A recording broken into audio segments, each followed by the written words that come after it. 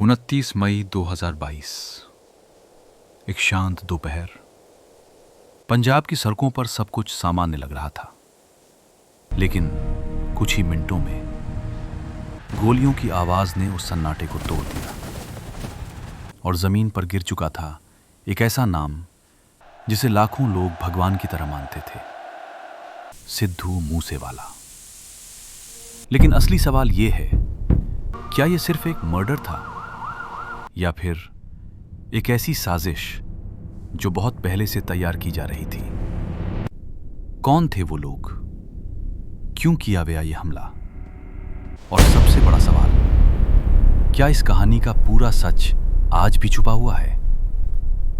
Punjab, music, गाड़ियां और एक नाम जो हर गली में गूंजता था, सिद्धू मूसेवाला।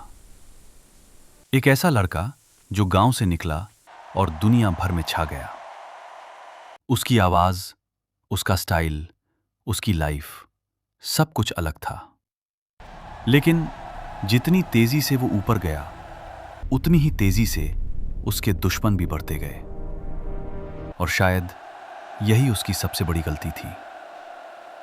कहानी शुरू होती है एक छोटे से गांव से, जहां एक लड़का सपने देखता था, बड़ा बनने के, कुछ अलग करने के।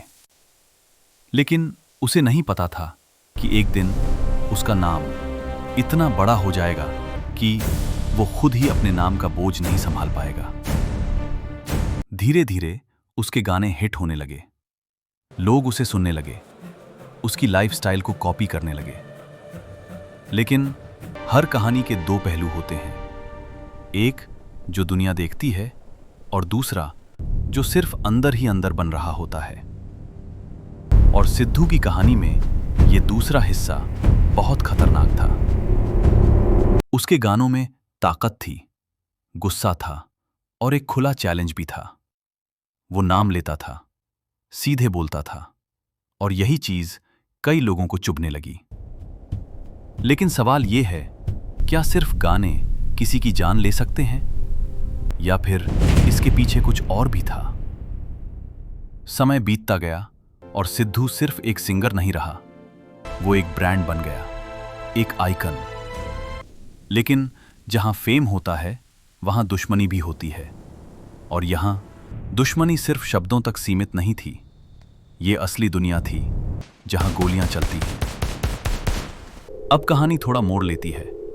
कुछ नाम सामने आने लगते हैं, गैंग, राइवलरी, पुरानी दुश्मनियां। लेकिन सब कुछ साफ नहीं था, सब कुछ धुंधला था, जैसे कोई बहुत बड़ी चीज छुपाई जा रही हो। और फिर आता है 29 मई 2022 का दिन, एक ऐसा दिन जो इतिहास बन गया। लेकिन कैसा इतिहास?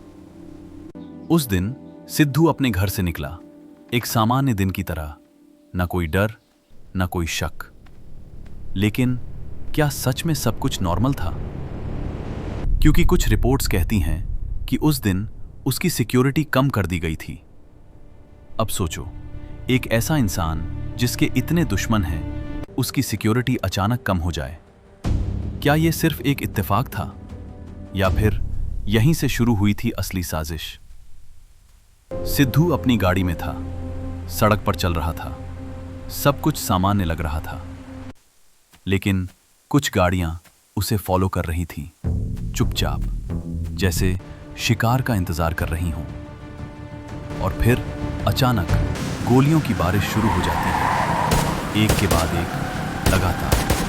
कोई रुकने का नाम नहीं। गाड़ी रुक जाती है और कुछ ही सेकंड में सब खत्म हो जाता है। लेकिन असली सवाल यहीं से शुरू होता है, क्योंकि इतनी प्लानिंग, इतनी सटीक टाइमिंग, ये कोई अचानक लिया गया फैसला नहीं हो सकता। ये पहले से तय था, हर चीज, हर मूवमेंट। तो फिर किसने किया ये सब और क्यों? नाम सामने आते हैं, गैंगस्टर्स, राइवल ग्रुप्स। लेकिन क्या सिर्फ वही लोग जिम्मेदार थे या फिर कोई और भी था जो पर्दे के पीछे से इस पूरी कहानी को चला रहा था? क्योंकि इतना बड़ा हमला बिना किसी मजबूत नेटवर्क के मुमकिन नहीं है। और फिर सोशल मीडिया पर कुछ पोस्ट सामने आते हैं। कुछ लोग इस घटना की जिम्मेदारी लेते हैं, लेकिन क्या वो सच बोल रहे थे या फिर किसी और को बचाया जा रहा था?